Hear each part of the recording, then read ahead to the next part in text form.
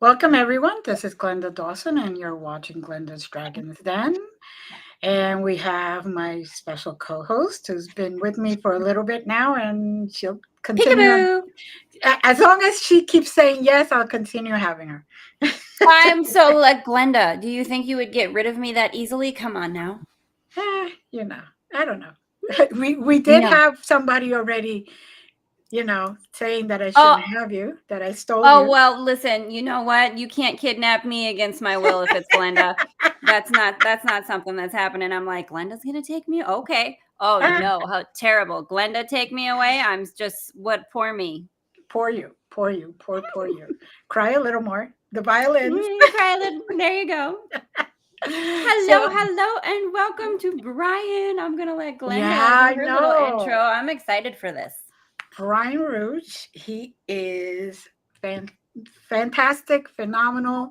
I actually met him at Meetup, which is one of the places where I find a lot of great meetings, but his are always really good. And unfortunately, I can't always make them because grandmother here, so she's got grandmother duties usually when he has them. But I try to catch them, and I really enjoyed all the meetings and that I've been able to. So, Brian, tell us and our audience all about you. Well, sure. It all goes back to the last day of the 1950s. That's when I was born. Yeah, I came from I a love it. small. Start from the very beginning. Yeah, yeah, yeah. So I grew up in small town, Ontario, Fontaine, Ontario, not too far from Pennsylvania. I've been there, and I guess my first paranormal experiences began when I was around 5. I would have the paralysis experience. So prior to astral travel, people feel a vibrational state, paralysis, and then the separation. So I was quite scared about this as a kid. I'd cling to the side of the bed and to prevent myself from leaving my body. This was a recurring experience for a few years as a kid. It was a deep personal mystery at the time, and I didn't discuss. It wasn't until I was 15 I read Robert Monroe's book on journeys out of the body. I realized, oh, that's what that was. It was just about astral travel. I don't think it had anything to do I with. have read, yeah, that's so fascinating. Yeah. So is this an experience that you still have? Like, can you maybe No. describe for the audience or anyone who maybe is interested in the astral travel kind of stuff? Like, look at you doing that just naturally as a kid and not even knowing it. Yeah, I could have developed the talent, but like the fear barriers, the tough part to get over. Then after I studied it when I was 15, I only succeeded once when I was 16 of leaving my body just in the bedroom, and I was trying to turn on the light, and my finger was going through the switch like this, and I was getting frustrated. And then I went back in my body, but that's all I ever succeeded in doing. But yeah, I don't think it had anything to do with aliens. I never saw aliens in my bed or anything. I think it was just more about the astral travel vibrational state. So, but it would just come and go in my teens and 20s, and that faded away. I don't have that experience anymore. So I'd like to bring it on. So at least that was my first paranormal thing that happened to me, Nice. That is fascinating. I love that. I feel like there's conversations we could have all day long about what did this mean in childhood. That's kind of my favorite. Yeah. Did you kind of move away from it, or maybe that kind of left me with a view of consciousness beyond the body? Like I always believed in life after death. I wasn't raised in any religious belief. Like my parents left the Catholic Church when I was 5, and my father was a spiritual seeker. We got into meditation when I was 14. Different spiritual interests, but nothing was really forced on me. But I was always open to it. I always believed in consciousness beyond the body, and I always accepted UFOs since I was a kid. I thought, well, this is a reality. It's very significant. Aliens from outer space. I always took it quite seriously since I was a kid. I never doubted it. Yeah. It's amazing that you say you were having those experiences naturally, because you were probably made a deal that when you came here, you would not forget how to do that. The fear that people put on you, humanity puts on kids and anybody who experiences anything out of what they consider the norm, is probably what stopped you, which you probably could get it back if you just focus now. Yeah, maybe, yeah. But I do. It's such a a kind of a unique experience in the sense of having that deep understanding of like UFOs, E.T.s, and other, you know, star clusters that would have intelligent life like us, and just not being afraid of it. Because I think that's such the big thing when it comes to disclosure or talking about, you know, extraterrestrials or extra dimensional beings, anything like that, you know, any of those topics, people shy away from it out of fear because it's something that has been sort of suppressed and considered to be, you know, anywhere from wooey woo crazy to, you know, being totally fearful, or, you know, people who are like thinking that it's demons and things like that. Right.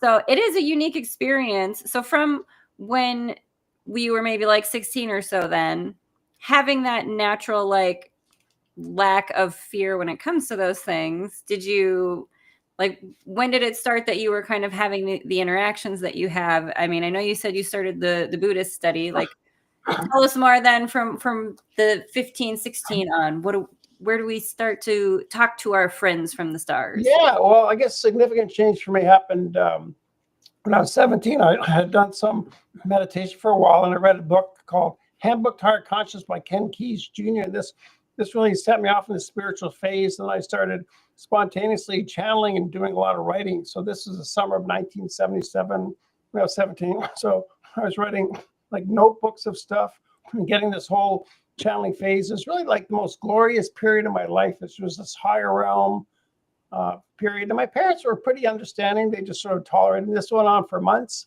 But then it faded out, and then I didn't know what to do. I went back to high school to grade 13. We had that in Ontario, and it faded away, and I wanted to know, how do I get that back? And then it came back when I was 19 for another summer. I wrote 200,000 words, all these channel writings. But it was a mystery to me. It wasn't until I became a Buddhist in 1991, and I was initiated in like Buddhist higher realm channeling practices, that I realized more the mechanical structure of how you go about doing this, how you set up the environment, and the practices you do to bring it on artificially to generate it. So before that, it was just a mystery what it was. And when I became a Buddhist, I realized, oh, that was channeling. That's what I was doing. But no one at the time told me what it was. And my father, he was into spiritual things, you know, but he never recognized it as channeling. But my parents were quite tolerant at the time, you know. Yeah. I mean, that is also a unique experience too, though, that you were in an environment where you weren't sort of told not to do that because it was strange, you know. And also, so have you been able to receive any maybe information or like looking back just for your own hindsight, any reason why it sort of went in and out for you, like in that? Because it seems like as a kid, it went in and out. And then as you started channeling and writing, it kind of would come and go. Yeah. I mean, is there any kind of reasoning for that, or anything that you've kind of extrapolated out of why it had to be that way? Yeah, it usually arose when I was in a calm state, when life was doing good and I had time for my contemplation and reflection. Usually a time when there wasn't much stress in my life, things are going good, then these phases would just sort of come over me. I get this inspired state. It would usually come on gradually. I describe it as like a tide, a rising tide. It would come gradually over a period of a few days. You could feel it coming on, you know, and I realized, oh, I'm on now. So then I would tend to write. I would tend to withdraw a bit and write. So that would come and go. Like I remember different ages when I was 21 and 26. Then a couple times in my 30s, you know, would come and go. Yeah. But now, like from a Buddhist view, the Buddha, he didn't actually recommend channeling. He said it can lead to mental derangement in the channeler. And sometimes I went too far with it, and I was a bit crazy. So it's not something I try to do too much. I just do it sometimes if I feel I need some inspiration or want to contact the higher realms. But it's not something I would do every day. Yes, it is training. It does train you. Usually I found that I actually need some chocolate afterwards. Hey, I'm like the Dementors from Harry Potter, right? You got to have a bar of chocolate. It's just, again, not the terrifying they're trying to do it. They just have a different vibration than you do. And so it's a lot for you to get up there and meet them. It's an effort in that regard, sort of. Well, I eat chocolate all through my life. I'm very inclined towards chocolate. There you go. I know a lot of channelers that have to have their chocolate afterwards. Yeah, I come from a Dutch family. We always like Dutch chocolate. Oh, there you go. Like, I love that as a treat. Oh man, I haven't had Dutch chocolate in a long time. Do we need to, Glenda? Now we need to travel. Go over to Belgium. We got to get some chocolate, some Belgian chocolates, and then we got to go to Holland and get some Dutch chocolates. We need to like go do a world tour. Brian, are you down? Sure, absolutely. I love it. Here we go. We're going on a world tour. So now you got initiated into Buddhism and all that other stuff. And how does that tradition interface with the UFOs and your experiences?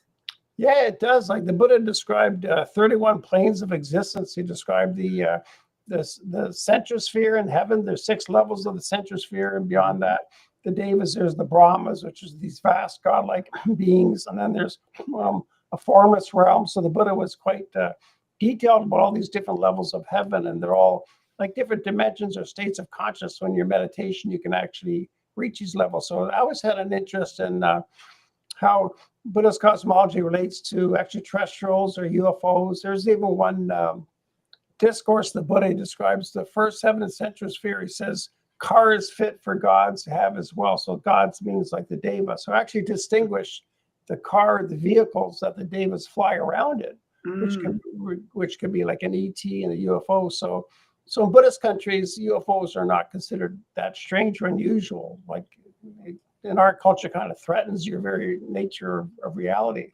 Yeah, so in Buddhism, we accept the higher realm stuff. And I was trying to get more of a Buddhist perspective on it. Like my first book I published in 1999, a chapter called Buddhism and UFOs. And I think Buddhism can add a lot to ufology, and ufology can learn from Buddhism. But it's hard to get Buddhist monks to talk about it. I had one monk in Ontario, actually I put it down, we did a video with me on it. But people thought, oh, that's kind of weird, monk talking about UFOs. So a lot of them are conservative and reluctant to discuss it, even though they don't know it's part of their cosmology. But in the West, people are more interested in meditation, stress reduction, things like that. Cosmology doesn't really interest Western Buddhists so much, but it always drew me. The cosmology is what really fascinated me about Buddhism. Yeah. It sounds like you were able to put everything together. That's why I asked you, because I know a lot of Buddhists that stay away from the cosmology part of it, and I'm like, but that's part of it. And that's why I kind of missed. So can I ask you? You mentioned the idea of like the vessels or the ships that the Buddhists talk about, higher realm beings coming. Can you talk a little bit about that? Because the thing that comes to me immediately is the idea of like a Merkaba, right? Like activating your own Merkaba. It's sort of an energy, like your energy body, and utilizing that as a travel vessel, right? And that's something that I know that a lot of other channelers talk about. So I don't know if that's something that you can get into and the Buddhist perspective on sort of like using your Merkaba. Well, there's even a discourse in Buddhism called the Atthanatta Sutta. He described even Deva cities. One was called Alakamanda, a Deva city. So they're actually floating in the atmosphere, floating above us, these Deva cities. And, Deva vehicles would come in and out of them. So the Buddha described these various floating cities, even one with the yakas. Yakas are actually the Sasquatch, the Bigfoot that's described in Buddhist cosmology. And he described how Vimanas is the term for the vehicles. The Devas float around. He described some Vimanas that would hold 100 or 1,000 different Devas. So these would be like large spaceships, That's part of the Buddhist teachings. Because the Buddha was called the knower of the worlds. He knew the cosmology, knew the universe, and from his own direct experience. So he did describe these things floating around in our atmosphere. This fascinates me. I'm so excited that you mentioned Bigfoot. I didn't know everything that in the world that I love so much came together so beautifully with Buddhism. I love Sasquatch, Loch Ness. Talk to me about all these things. Like Buddhism has perspectives on my favorite cryptids. I did not know this. How very exciting. Yeah, the Yaka, the Buddha described the Bigfoot as a Yaka. It's also translated as a Yaksha in Sanskrit, which sounds a bit more like Sasquatch. And the Buddha described them as big, hairy, stinky creatures, they're an interdimensional type of deva. I mean, they come from the lower first heaven and centrosphere, and then they can phase into our existence. You see them physically, which explains why you never find a Sasquatch bones or remains, because they're interdimensional. They phase in and out of our existence. There's even a discourse called The Questions of King Melinda given, it was 3 centuries after the Buddha. There was this enlightened monk named Nagasena who spoke to a Greek king in India. And the king asked him, is it true that these yakas really exist? And Nagasena, yes, king, it's true. And he described how they're interdimensional beings that phase in and out. That's why you can see them, but you never find a body. You can't get your hands on any remains. And the Buddha actually described them as they can be quite dangerous. There's protection chants he gave to protect you. If you're a monk meditating in the forest, you're attacked by a yaka, you do these various chants, so the devas would come and protect you. So they can be dangerous. There can be good yakas and bad yakas. Or Bigfoot. Well, just like humans, right? Some of them mean well and some of them not so much. Yeah. Mm-hmm. Yeah, and the Naga as well. The Naga is like a serpent-like creature, like dragon-like or a serpent, and they like water, like the Loch Ness Monster. Here in British Columbia, Canada, here we have the Ogopogo Monster in Okanagan Lake, and there's like in Chinese history, there's like 1,000 lakes where people would see these Nagas, so they're believed to be a type of deva, also in the first 7 of the central sphere. Mm-hmm. But it's not regarded, it's not the same as reptilians. I used to wonder if these were reptilians, but no, because Nagas, they generally don't interfere in human affairs. They're not that interested in controlling us. But it seems the reptilians are a type of being that gets involved with the globalists and try to control the world, like the David theory. So reptilians and Nagas are probably 2 different things.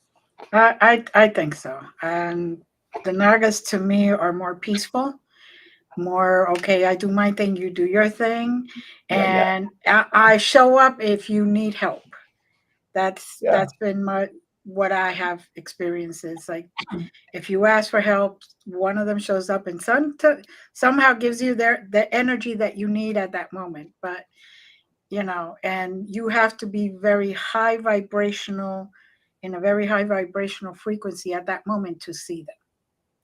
Because they could be right in front of you, and somebody could say, there it is. And you're like, where? But you have, at that moment, you have to be in a very calm, meditative, kind of like a divine type of level.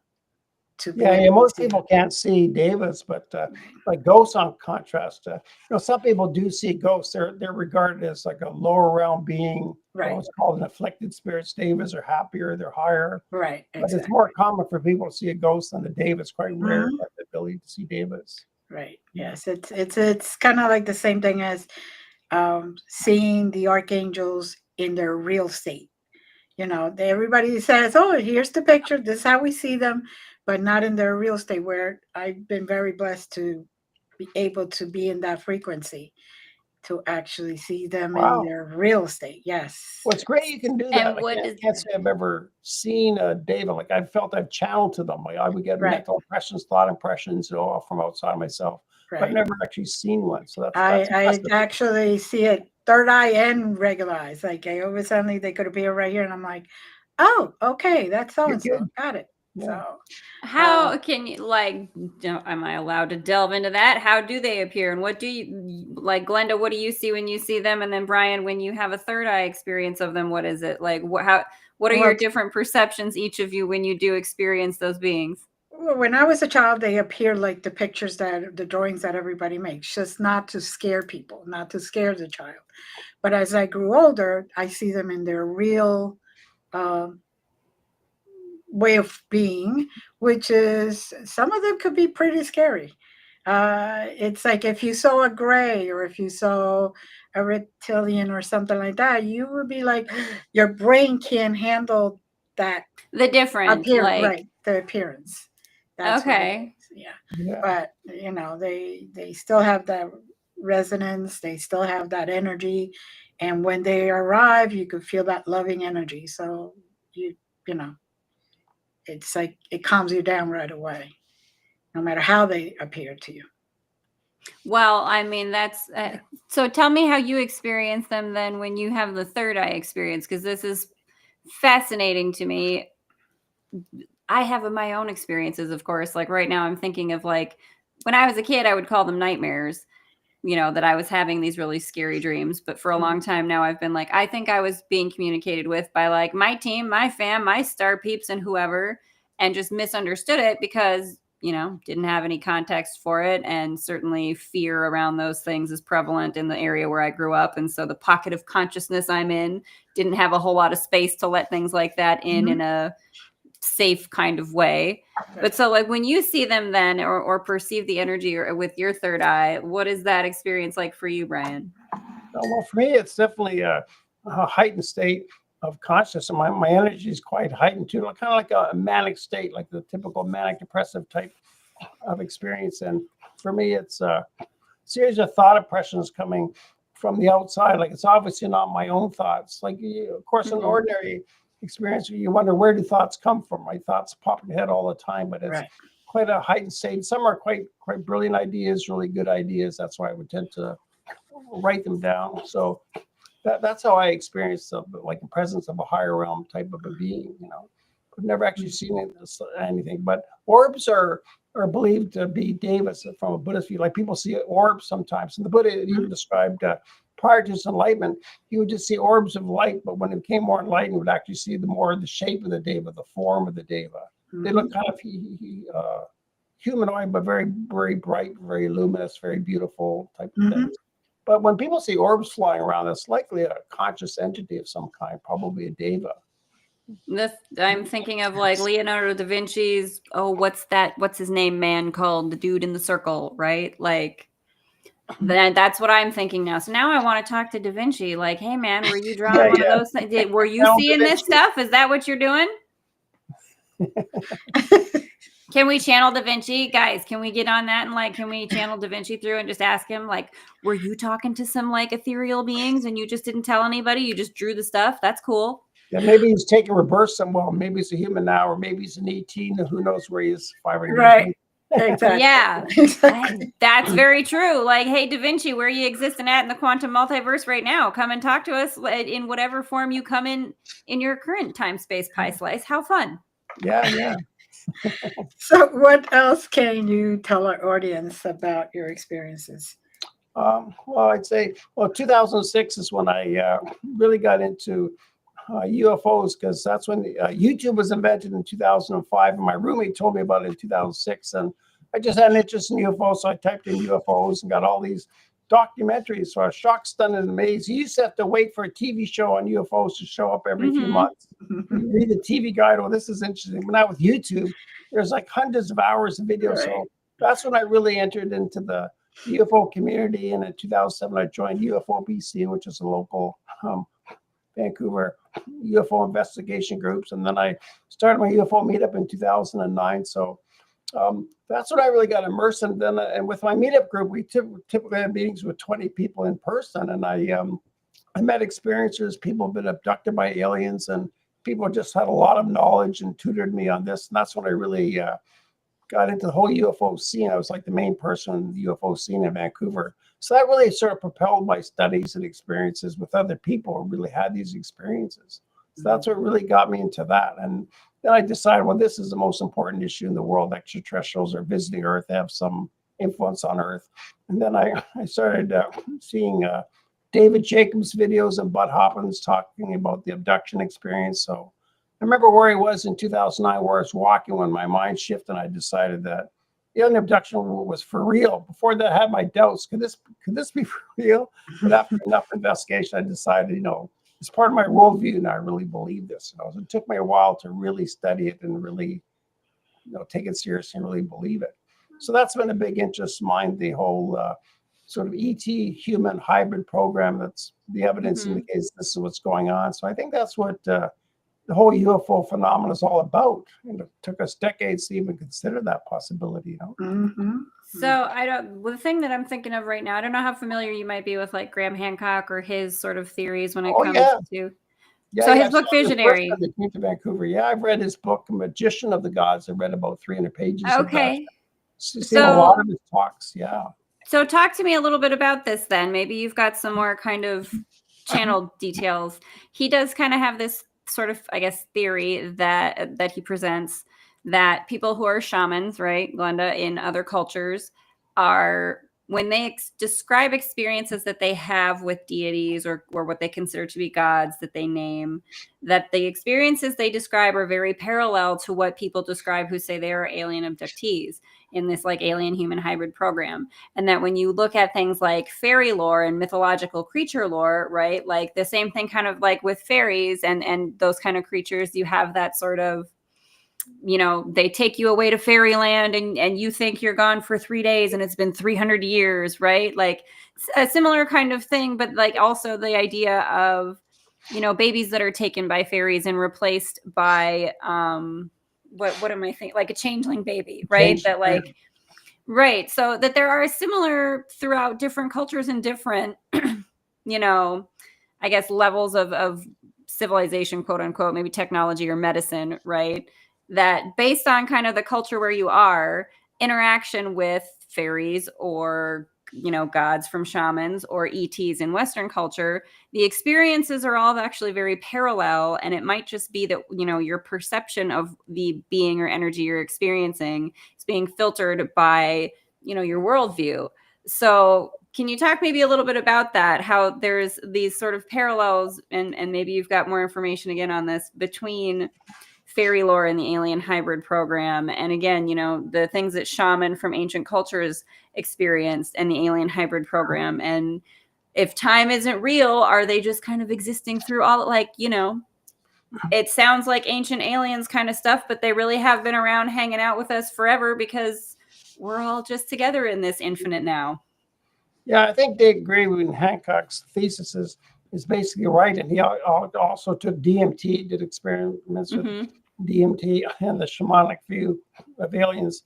Yeah, it's probably true that some of them are actually witnessing aliens. Like on DMT, some people would actually see gray aliens specifically. So I think, yeah, Gray and Hancock did a lot of you know, work opening the door to that. So I think it's true. Different cultures have different ways of experiencing. Like various Native Indian tribes in America as well as Africa have had relationship with the aliens. Some relating to specific stars. I mean, I haven't experienced that myself, but I've just researched it and studied it a lot. Like the Dogan tribe in Africa relate to the star Sirius. They say they come from Sirius, and it's the brightest star in the sky. So and they even described that the sun and Sirius is a binary star, with one smaller than the other. And we find out, you know, just decades ago, this is actually true, and they've known that for centuries. Yeah. So yeah, that's true. I guess another thing I learned from Gray and Hancock is that like 12,800 years ago, there was probably comet fragments hitting the north of Canada and Europe, which wiped out probably an advanced ancient civilization that existed prior to that. So yeah, I think there was probably several previous advanced civilizations. That's a major area of my studies is advanced ancient global civilizations. I've done interviews and a lot of videos about that as well. Yeah, so Gray and Hancock did a lot of work to open that up, you know, with the Younger Dryas, that period of time. Yeah, that's definitely a subject that's in my wheelhouse. I am fascinated by those things. So like, it's interesting to me. I've never tied Buddhism into all of these different, you know, cryptids and the Graham Hancock and alien. I don't. So like, this absolutely fascinates me that there's this whole other, I mean, I'm of course aware of Buddhism, and a lot of people are. And maybe you can talk about that, because you and Glenda had kind of been talking about that just a little bit beforehand, the idea that not all Buddhists do adhere to that or kind of maybe speak about it. I don't know. Maybe you can talk a little bit about that, and like, why is that not more prevalent that it's linked like that? Like Christian cosmology, like the teachings of Jesus is pretty brief, like Matthew, Mark, Luke, and John. You can write on a couple of napkins, but the Buddha's discourses are 6,000 pages long, and he taught for 45 years. So there's a very detailed description of the heavens. Like Jesus taught, well, there's a heaven, and then I think around 1000 AD, the Christians fleshed it out a bit more, you know, more of a concept of angels. But this comes right from the Buddha, this whole cosmology of all these different levels of Davis. But in the West, there's organizations who brought sort of Buddhist meditation to the West, like the Insight Meditation Society. They're mainly just focused on meditation practice. So in the West, people think of Buddhism as stress reduction, meditation, you know, loving kindness practice. But I guess Buddhists are kind of cautious bringing it to the Western mind. A lot of them were already burned by religion. They left religion. They didn't want religion. So I think a lot of Western Buddhist teachers were reluctant to bring in heaven and hell. We've got all that too, heaven and hell on different levels. So they tend to shy away from that just to bring people in. So meditation is a great way to introduce it to Westerners. So I think Buddhist teachers are shy. A lot of people or Western teachers don't really even study the cosmology, probably don't know about it. But if you go, like I was in Thailand, I was a Buddhist monk in Thailand, and it's part of their culture. They know about ghosts and devas. They have little shrines to various devas, so it's really part of Buddhist culture. But in the West, these are like the pioneer centuries of Buddhism in the West, so a lot of Westerners don't even think about the cosmology. But it's all through the Buddhist discourses, the suttas. He talks about the devas again and again, and he said you should be mindful of devas. It's definitely very much a Buddhist worldview. And I'm a Theravada Buddhist with like Thailand, Burma, Sri Lanka. It's like the old school of Buddhism. Then there's Mahayana Buddhism, which is a bit different. But cosmology is definitely traditionally a serious part of our whole Buddhist worldview, And there's good devas and there's bad devas. There's the jealous gods and there's the Maras. Maras, like the evil one in Buddhist cosmology, comparable to Satan. And Mara lives in the high heaven, the sixth heaven, the central sphere, so he can influence you and turn you astray or tempt you, So we have that force as well in Buddhist cosmology, like positive and negative higher realm forces. That's really interesting, and so maybe you could talk a little bit more about that. That fascinates me, the idea of because obviously with Christianity, it's a very sort of duality, the way that it's set up, right? The dogma of Christianity, you've got angels and demons, and this is something that I have such a fascination with, right? Like, well, they're all just trying to exist, and they all just are their own beings. They don't necessarily have to, just because you are put in demon category doesn't mean that you mean bad things for people. Maybe that's a misconception. Right. So maybe you can talk a little bit about more of this for me, because this is a subject that does also fascinate me, the way that humans kind of categorize different beings and maybe our tendency to kind of have misconceptions about them because we put our projections on them rather than kind of being able to understand what their intentions might be or how they perceive themselves. Yeah, sure. There's only two things a person really needs to have a conviction about to be a Buddhist, and that's karma and rebirth. So rebirth and all these different realms of existence, and karma is your intentional actions have results. So negative karma has results, positive karma has results. The Buddha taught you can take rebirth in any one of these 5 realms depending on your karma. Like the lowest realms is the hell realm, the ghost realm, or the animal realm. The animal realm is the only other realm you can see. Then there's the human realm or the deva, the god realm. So that's really the central core concept of Buddhism is karma and rebirth and like past lives and future lives. So we have a very long view of time, like millions of years, millions of lifetimes. Like the Buddha described, your past life has no beginning. There's no concept of a beginning in the Buddhist universe or cosmology. Like we've been around here kind of forever. And you keep taking rebirth until you achieve full and complete enlightenment, like the Buddha. When you become an arhat, fully enlightened, then you don't have to go through the inconvenience of taking rebirth again. But until then, you can take rebirth into more pleasant states of within samsara, either in the human realm or as a deva in the higher heavens, and eventually you attain full and complete enlightenment. So that's the big overview of how it goes. But there's good and bad devas. The Maras, like Mara has like his army. Like it's interesting, the Bible describes the devil and the devils, like this whole administration of devils. And in Buddhist cosmology, you have Mara and the Mara. The Mara has this whole extensive administration, you could say, of devas that try to trip you. Mara's not entirely bad. He just doesn't want you to get enlightened. So Mara try to prevent you from getting enlightened. He wants to be part of his program, kind of like a Madison Avenue sales executive is trying to promote his products and getting you to buy his products. So Mara wants to keep you in samsara, prevent you from getting enlightenment. But it's not all bad. It's not like the idea of the devil in hell, with flames coming out of his ears. It's a different idea. But it's real in Buddhist cosmology. So that's one of the cautionings the Buddha had about channeling. When you're channeling, you're not sure what you're getting. You could get a misleading deva giving you mendacious advice, misleading you. That's why you have to be very cautious about these things. That's why, as a Buddhist practitioner, you're working on your own mind, your meditation practice, trying to purify yourself. You shouldn't be relying too much on the devas. It's not like we're praying to God or praying to devas all the time. You have to be more self-reliant. Also, in Buddhist cosmology, there's no idea of a personal God. There's no one big personal God at all in Buddhist cosmology. Like there's just natural laws in the universe, like the law of cause and effect, and karma is like the law of cause and effect in the moral dimension. So being a Buddhist means trying to understand natural laws and work in harmony with them. And of course, if you have good karma, if you do good actions, more good comes to you. So you try to restrain yourself with good ethics and have as much moral virtue as you can, and keep developing your mind. But Buddhists, we're not praying to God. We don't have that idea. So it's quite different than Christianity. Mm-hmm.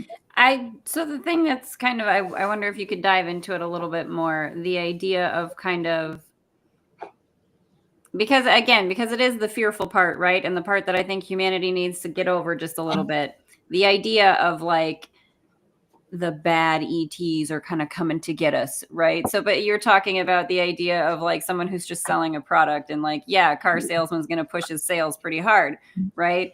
So maybe can you talk a little bit about, and I don't know if maybe you've channeled anything or you've kind of got messages on this topic, but humans being able to get in a space where they don't become so personally entangled with that sort of, call it the ego, call it the inner critics, that sort of Satan element, if you will.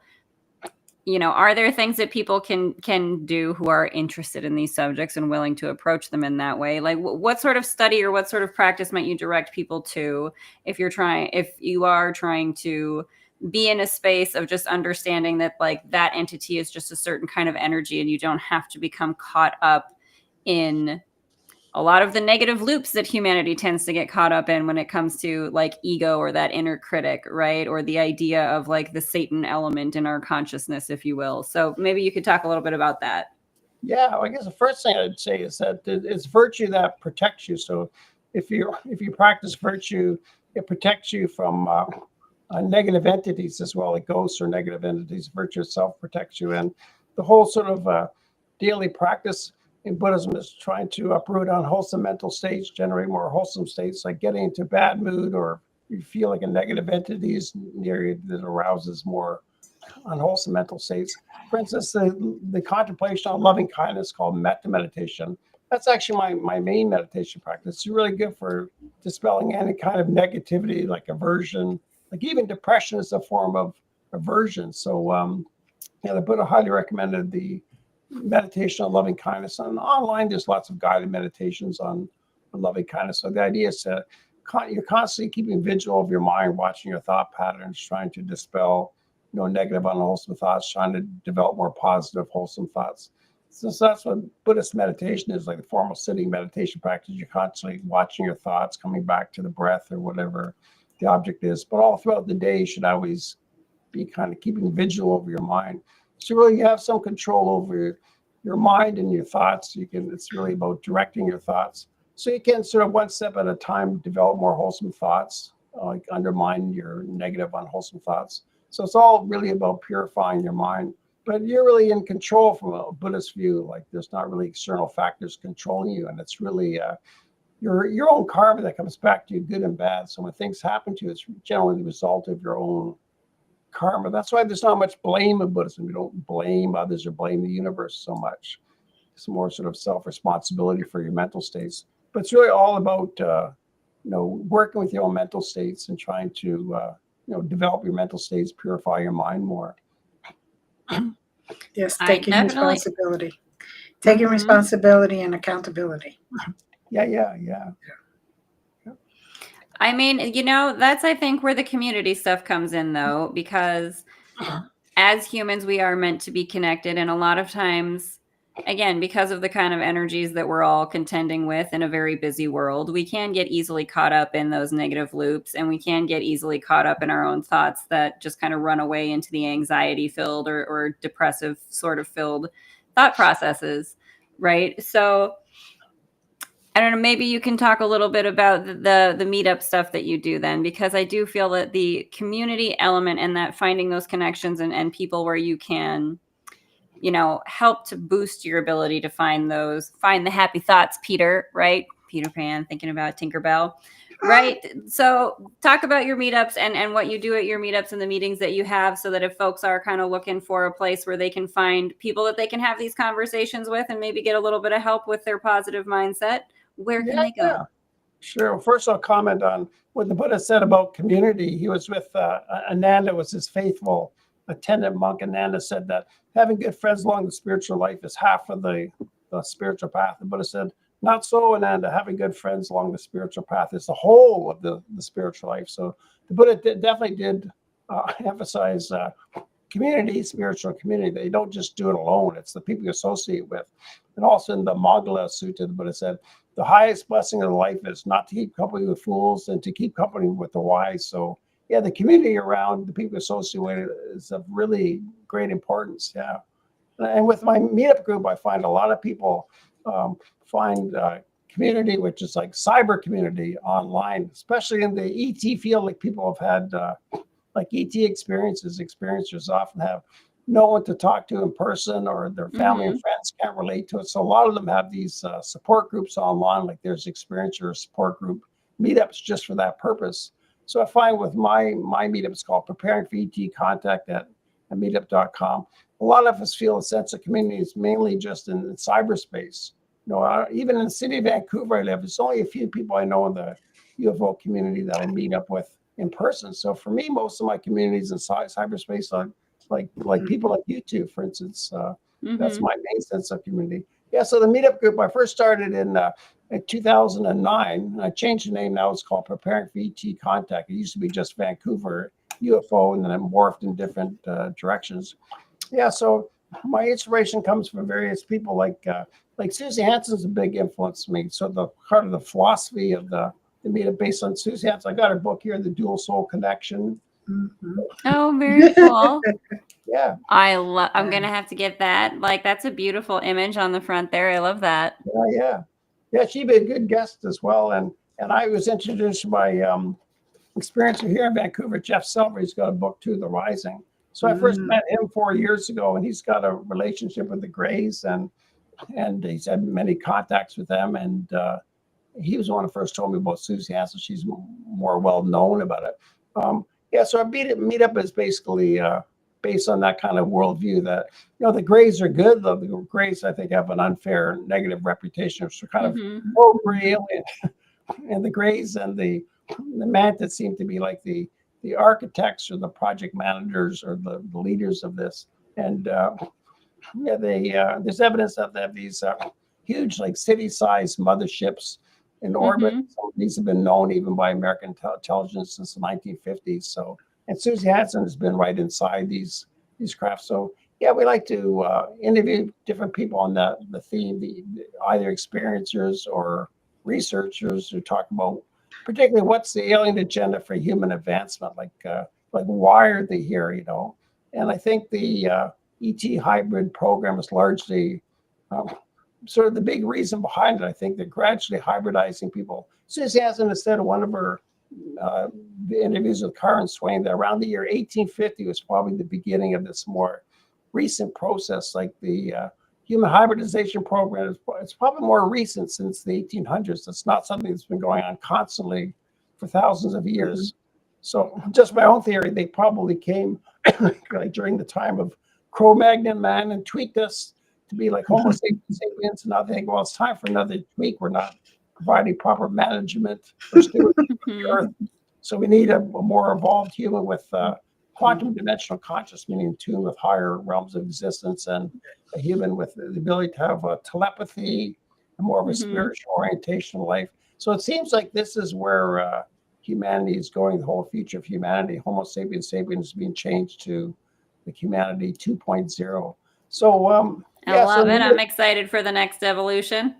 Yeah. So I think this is a good thing. And I've been studying, I've been reading recently, like Bud Hopkins. He came up with the first book in 1981, Missing Times. He was the first one who really discovered this and they're talking about it more since the Benny and Barney Hill case in 1961, which is regarded as kind of a one-off case. But Bud Hoffman's in his studies, he's quite negative about it. He thinks they're going to take over the world, and he worked closely with David Jacobs. They both had kind of a negative feeling. This is a takeover of our planet.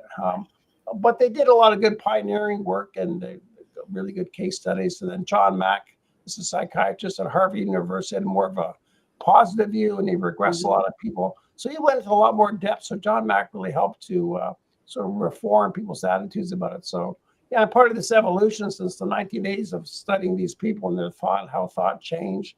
But there's still lots of, I guess, misunderstandings about the Greys, a lot of sort of negative impressions like the media has, I guess. Yeah, and we do. I mean, obviously, we have all of our Independence Day type movies, and popular culture has a lot of things to frighten us about aliens. But right. I mean, listen, I love that movie. It's one of my favorites from back in the day, and I love Will Smith in there. But does still have that very aliens are coming to eat us all kind of vibe, and they're not. Right. The idea of hybrids in Independence Day. Remember the guy who flew this plane into the UFO and blew it up? So he was Randy Quaid. He was an example of alien abduction. So remember at that time I watched the movie when I was in Thailand in 1996, and so no, they were referring to alien abduction. At that time I knew about it. I hadn't really studied it until like 10 years later. So even that was part of our pop culture, but it was regarded as kind of a negative thing, a really weird thing. Right. Yeah. But it's getting more groovy and people can talk about it a little bit more. I did want to ask you, just because you mentioned it, and I know we're kind of coming up on our time here. I'm watching it, but you did mention the mantis beings, and we did have like Tony on recently who speaks with like the mantis beings, and I know that they are also involved in the alien human hybrid program, as in, again, in my understanding, the so like the Greys and the mantis beings is in the rabbit holes I've gone down anyway. And so tell me what your perspective is again, but that they kind of work together in this program. And if you can maybe talk about, like, in my understanding, they're kind of overseers or like the genetic engineers kind of. Yeah, I think to quote Richard Dolan in his book, Alien Agendas, he says, the mantids may be the highest intelligence humanity has yet encountered. And he said, you don't usually see the boss on the factory floor. Many people see the Greys more often, but the mantids are off to the side, but they're always in charge. Whenever the mantids are seen with any other E.T.s, they're always in charge. So they're probably the highest. Like, just my own research, I think the mantids could be like billions of years old, as old as the solar system. And my theory, which I'm getting from Jeff Silver here in Vancouver, he feels mantids are like the gurus of the galaxy, and they bring life across the whole galaxy. So I think like all of life on planet Earth may have been brought by the mantids, beginning billions of years ago. And from one example, this around 520 million years ago was called the Cambrian explosion. And science can't explain why all these huge animals and plants all kind of exploded within a 10 million year period. Like, how did they evolve so fast? So my theory is probably the mantis brought them to Earth at that time during the Cambrian explosion. There's no scientific evolutionary experience of how all these creatures came so fast in such a short period of time.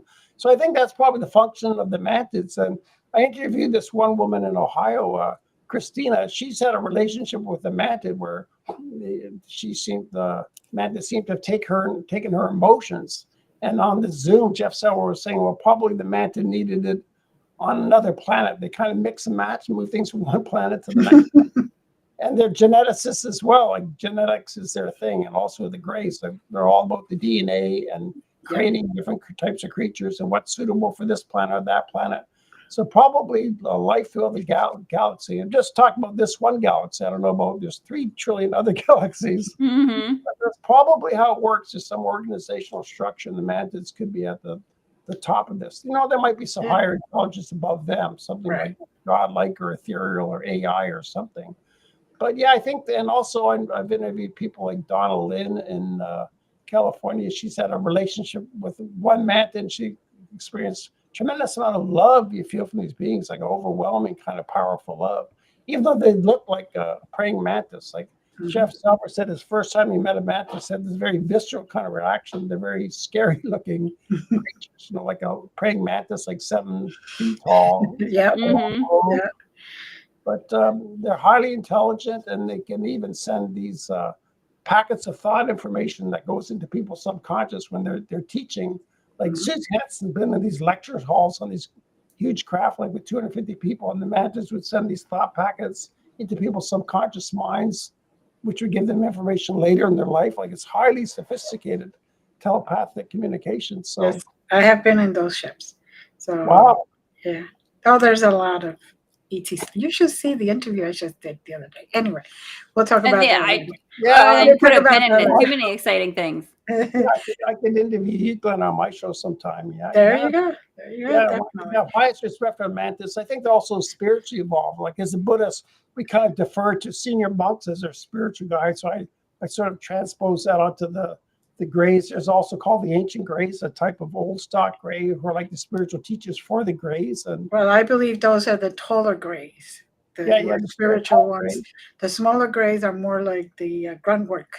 I was gonna say, okay, that's getting more information that I didn't quite have. Like, okay, so there's the short Greys and the tall Greys. Yeah. But there's also ancient Greys, like old stock Greys with a folded, wrinkly.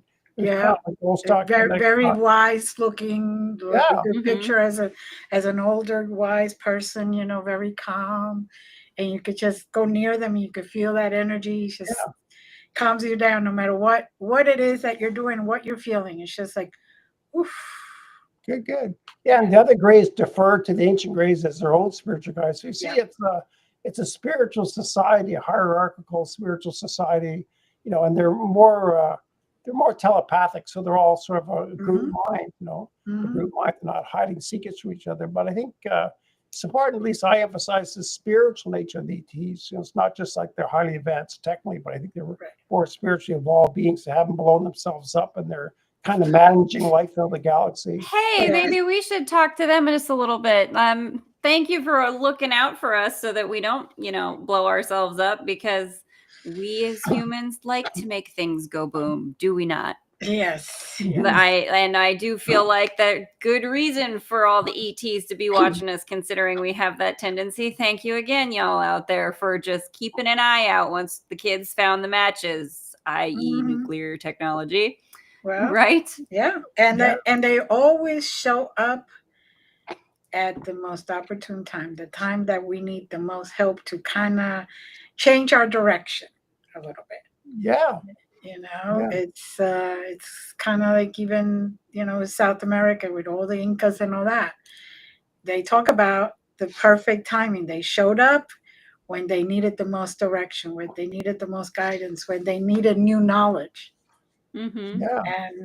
And, so that makes me think of like the origin story of the Incas, I believe, is like an original 8 gods. And you guys were talking of the Council of 8 just before now. I know we don't have a lot of time to get into it, but is this a cliffhanger that we need to bring Brian back and talk about? Probably do we have to talk about some H? It's a cliffhanger. You guys, you want to hang out? We got to get Brian back. We need to talk about these I could comment on ancient Incas cultures specifically. I've watched hundreds of videos by Linda Moulton Howe, and her sources say that the E.T.s took people from Nepal and brought them to South America. They were the Incas, and then at some point they took them away. The Incas disappeared. Right? We don't know what happened to them. Right. So she thinks they probably just took them to another planet, but they originally came from Nepal. The culture seemed quite similar. Yeah, that I've heard that too.